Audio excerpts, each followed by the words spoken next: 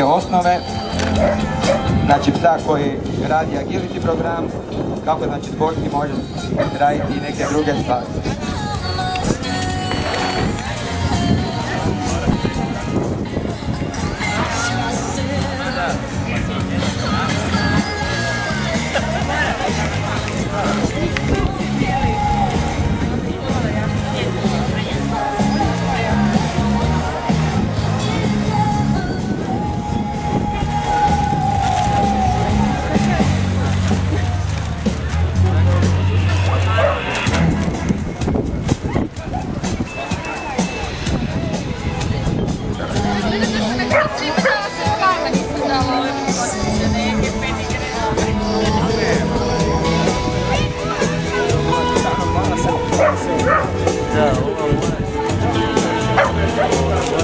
Đi thế nào?